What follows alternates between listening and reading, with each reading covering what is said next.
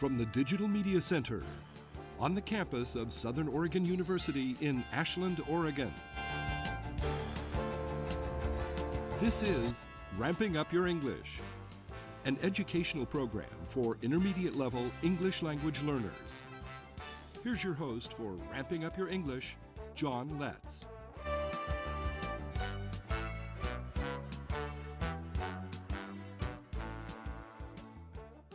Welcome to Ramping Up Your English, winner of the Southern Oregon Television Award for Program of the Year and Award for the Best Educational Program.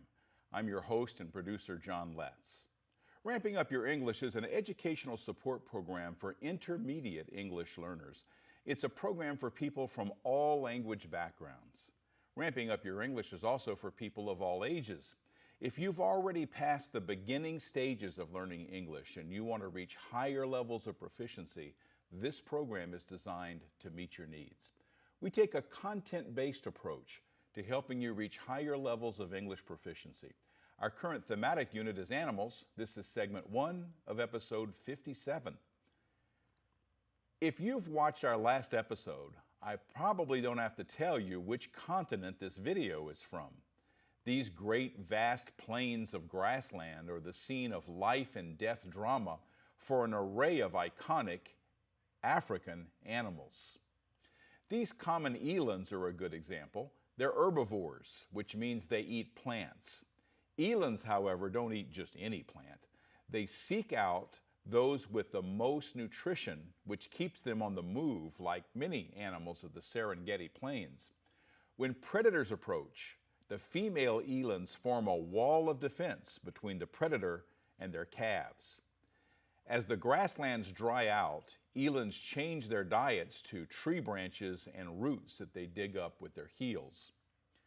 Much of the plains are underwater during the monsoon season. Then they spend the rest of the year drying out, leaving small watering holes like the one you saw at the beginning of the episode. Competition is fierce as water, a critical habitat need, becomes scarce. And the predators know just where to stalk their prey. In the classic outworking of the food chain, herbivores get their life energy from plants, and carnivores take in that energy when they eat the herbivores. Now, as the apex predators, lions collect that energy that's concentrated in the animals they eat. As it's explained in the movie The Lion King, it's the circle of life. It's also a balancing act. Herbivores were allowed to overpopulate. If they were, they would damage the ecosystem on which they depend. With wild dogs, hyenas, crocodiles, and lions, there's not much chance of that happening. With the carrying capacity protected, these ancient patterns of life continue every year. In this episode, we're working on expanding your vocabulary to the names of animals in Africa. We're also taking a closer look at what these animals eat and where they fit in with the food chain and food web that chases the energy through the living things. Now, zebras have an interesting place in the food web. They live on the low nutrient grass that larger animals like elands leave untouched. Their need for water causes them to roam and joining their family units into larger herds during the dry season. They can go days without water, and then they form a large, noisy mass at night when they drink from a watering hole. Now, zebras can outrun many predators, but they often slow down on purpose when being pursued so that the stallion in the family can kick the senses out of their pursuer. Now, a zebra's kick is capable of crushing the skull of a lion. I'm learning all kinds of interesting things about zebras. Let's see what you can learn from this video. At home on the plains of Africa, zebras rank among the favorite animals of some. Their zigzag stripes of white and black make zebras stand out from other animals on the African grasslands. Yet these stripes help them blend in where there's tall grass, and the pattern confuses predators when zebras move in herds. In describing an animal that may not be familiar to you, you can use a familiar animal that is similar, like a farm animal. Then add how the unfamiliar animal is different. Now, readers or listeners will have the farm animal as their mental picture and then note the important differences. In the case of a zebra, a familiar animal that comes to mind is a horse. Then note the differences in appearance, the spiky mohawk-like mane and the black and white zigzag stripes. When it comes to adaptations, differences may not be visible. Zebras go without food or water during migrations of hundreds of miles on Africa's Serengeti plains. Don't try that with a horse. Here are more adaptations that zebras have. The plain zebra has sharp eyesight, so they can see their predators. They also have hooves, so they can run fast. Any other adaptations? Yeah. Their coat helps confuse predators.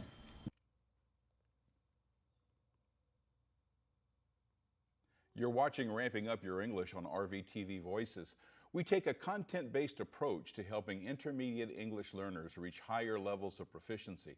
This is segment 2 of episode 57. We're exploring animals from Africa. In this episode, we've looked at elands and zebras and discovered some of the things they eat and how they get their food.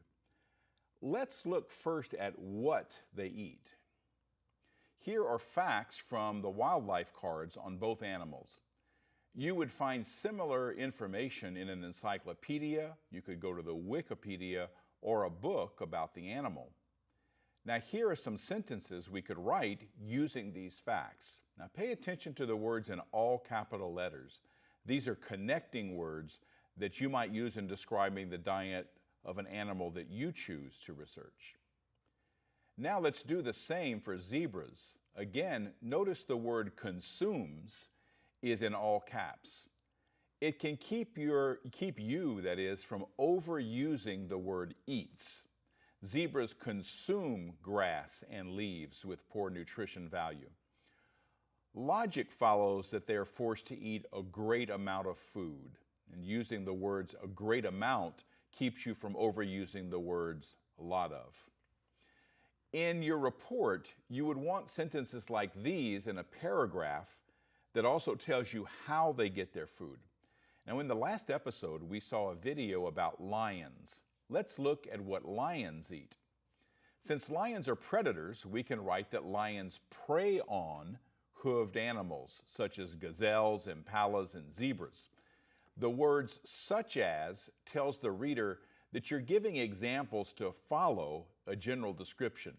In the second sentence, we use the word scavenge as a verb. Scavenge means to eat something that's already dead.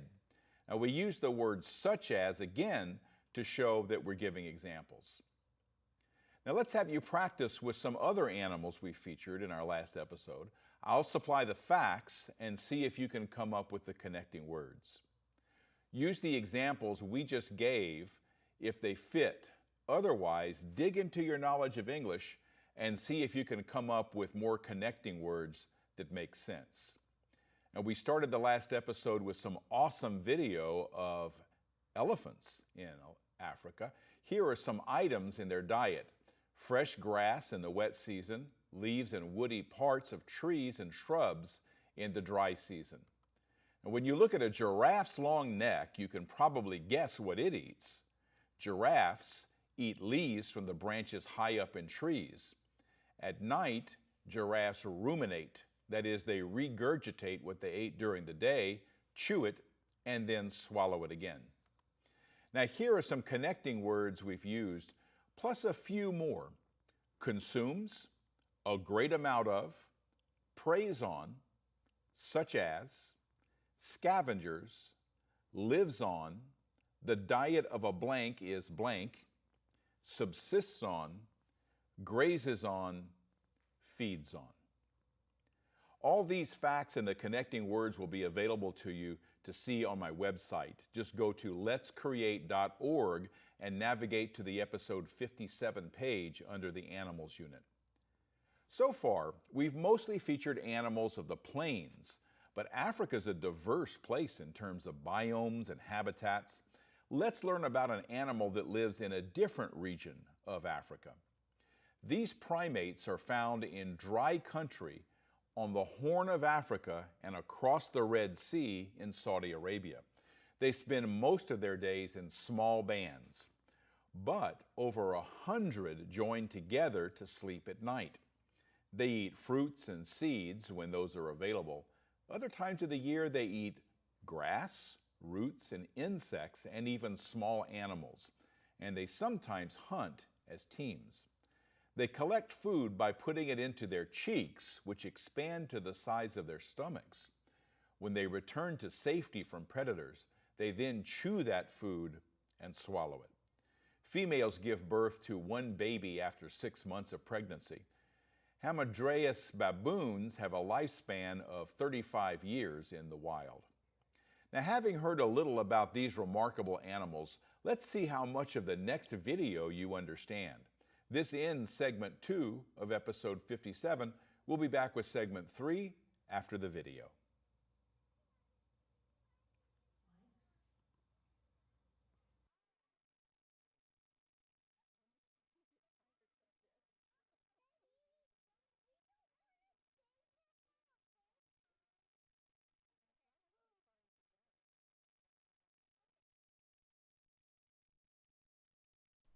Meet an animal sacred to the ancient Egyptians, the Hamadryas baboon.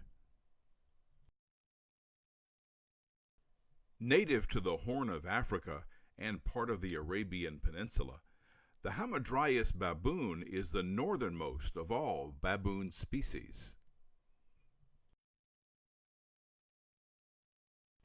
This highest-ranking male steps aside while a female in his harem gives a ride to her baby. With a gentle shove, he follows the baby's mother. The baby just takes it in stride. Males and females both protect and nurture the young baboons. Male baboons are twice as large as females.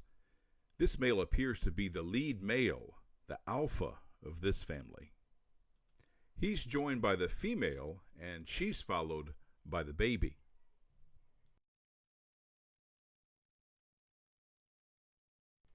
The parental cuddle is fleeting. Soon the baby gets restless.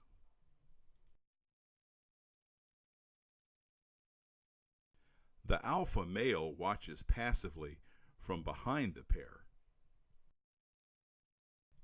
Meanwhile, the baby gets downright rambunctious. The mom seems focused on her hand, like there's a thorn in it, but the baby seems determined to hold her attention. Mom's attempt to tend her hand is thwarted again. The baby wants something from her, and we soon see that the baby wants to nurse. It looks like the baby gets her way. Mom looks back at the silverback, who appears totally uninterested in the baby's behavior. Interested or not, he's soon engaged by the baby, showing patience and tolerance. Actually, it looks like they both enjoy the playful interaction. Very briefly, the silverback changes locations. Hamadryas baboon society is strictly patriarchal.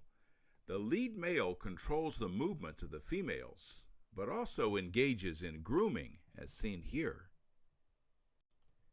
Females who spend most of their time with the dominant male are called central females by researchers. Now, those who spend most of their time apart from the males, mostly with other females, they're called peripheral females. As the dominant male ages, younger males start taking over their harem. That doesn't mean the dominant male dies, but his body will change. The silver coat will turn brown. Like all baboons, Hamadryas baboons mate seasonally. The dominant male does all the mating. The females do most of the parenting. The dominant male also protects the offspring. Watching these Hamadryas baboons at the Oakland Zoo in California, I'm not surprised that the ancient Egyptians considered them sacred. You're watching Ramping Up Your English on RVTV Voices. I'm your host, John Letts, and this is segment 3 of episode 57. I have a question for you. What's the fastest land mammal on Earth? I'll give you a hint. It lives in Africa. I'll give you another hint. Don't ever play cards with it. I'll have you guess, and I'll tell you if you're right by the end of the episode. Another hint, it's even faster than a zebra, which can go 42 miles per hour. Now, this might be the ugliest land animal in Africa. This is a warthog. Now, it may not win any beauty contests, but they're part of the ecosystem there, part of the balance that sustains the lives of so many animals and plants. I'm not sure you would travel all the way to Africa to see a warthog, but you may want to go to the Oakland Zoo in California. That's where I saw this one. A warthog can do some amazing things, but it's not the fastest land mammal in the world. That honor goes to the cheetah. Now, you might think with the cheetah, I said it lives in Africa. That makes sense. And I said, don't ever play cards with it. Why not play cards with it? Because it's a cheetah. Cheetahs are way larger than your house cat, yet it's the smallest of the big cats. There's a lot to learn about these speedsters. Let's learn a few things about cheetahs in this video. What's the fastest mammal on Earth? You're looking at it. It's the cheetah. Let's learn about the cheetah's adaptations. They have lots of fur and black spots, and that they run fast. They sneak up a few yards away from its prey, and then it runs and catches it, and it makes it trip, so it will be much easier for it to grab it. Hi, my name is Leslie Navarrete, and I'm going to tell you about the cheetah. It's a big cat. And what color is a cheetah? Black and kind of orange. Okay. And what do cheetahs eat? Gazelles and game birds. What kind of habitat does a cheetah need? I think grass. How fast does a cheetah run? Like faster than a person? And what's special about a cheetah? It has sharpie teeth. Winston, Oregon is a long way from Africa, which is where cheetahs live. However, at Winston, Oregon, here at Wildlife Safari, they have the second largest breeding population for cheetahs in the world, and the largest outside of Africa. Meet two cheetahs who were born here as part of that program, but as we'll learn, their cases are unique. Wow. How skinny they are compared to our cats. Oh, you might be able to hear her purring. Oh, They're both purring. yeah, she just loves people. So, this is Kayam, the bigger one, and his sister Makumba. These guys are 4.5-year-old adult cheetahs. Kayam's about 100 pounds, and Makumba here is about 80, which is pretty much average for cheetahs. The females are in the 60 to 80 pound range, usually, where the males get closer to 100. They're built exactly like greyhounds, so they always look too skinny, but they're at a really, really healthy body weight for cheetahs. They are built like a running athlete, just for speed, just for running abilities. Everything about them is for running abilities. Their tails are actually really heavy, and they're flat on both sides. They're not round like most tails. And so when they're running at their top speeds, they can whip that tail around to turn really sharply. if their prey decides to turn all of a sudden. That's it? You can't handle it anymore? Just like a house cat, they sleep over half their life away, about 15 to 18 hours a day. They have a lot of unique characteristics versus other cats. The purring that I already mentioned, cheetahs are the largest type of cats that can purr, the second being mountain lions. They can't roar like the lions or tigers. A cat can do one or the other, purr or roar. It's a different bone structure in the throat that gives them the purring ability.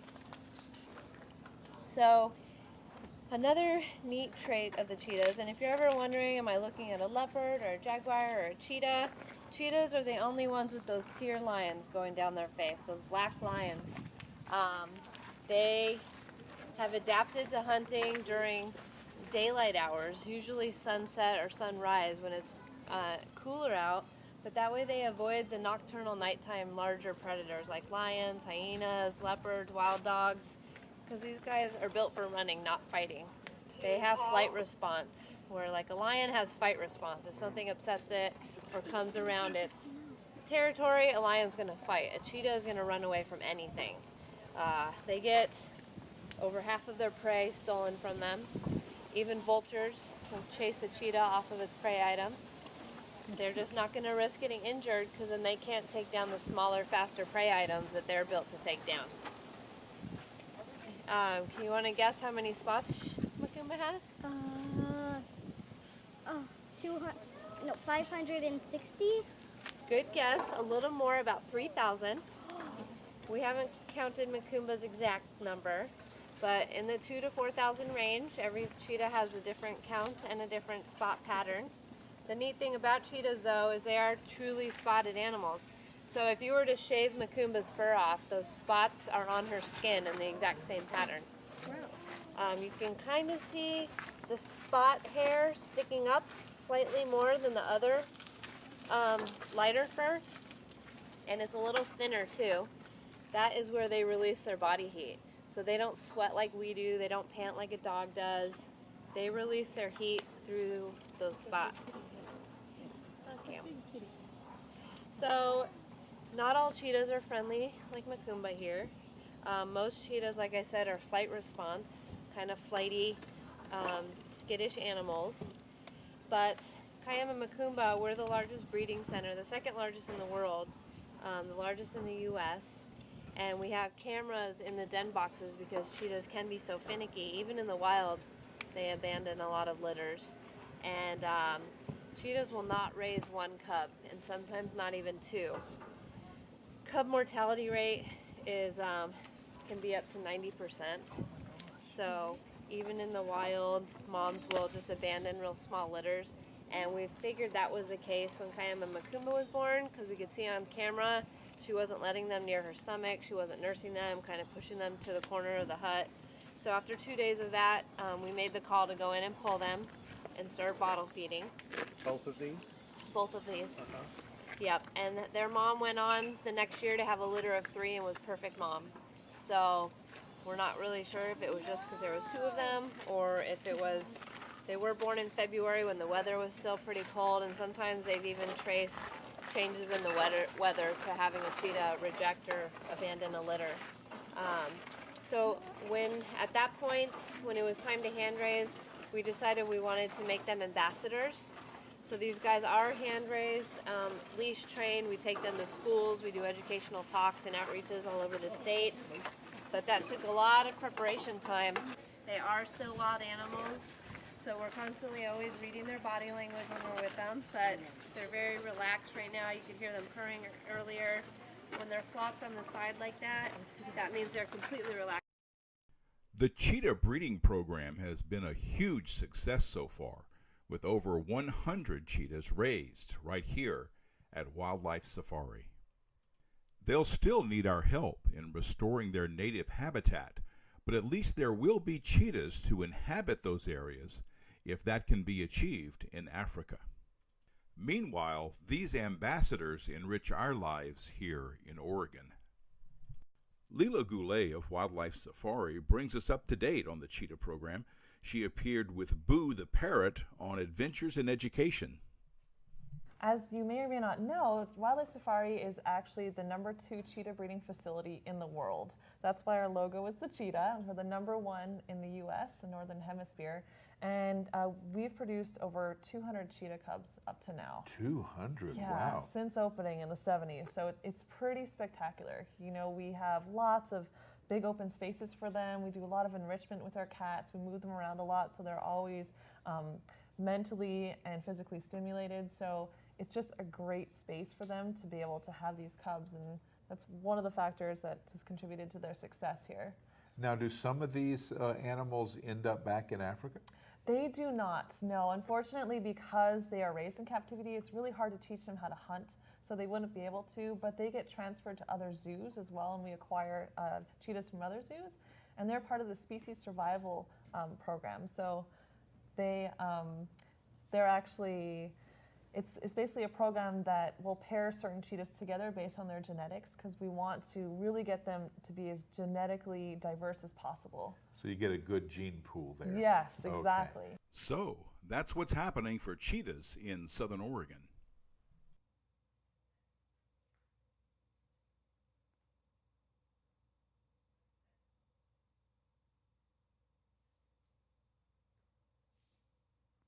You're watching Ramping Up Your English on RVTV Voices. In this episode, we did the last in one, as we did in the last one, we're learning about African animals, as you can see up here. Now, here's a model of a cheetah, okay? Model of a cheetah right here. And you see the long tail. And here's a warthog over here in front of me. And no doubt it's looking for a mud hole, right?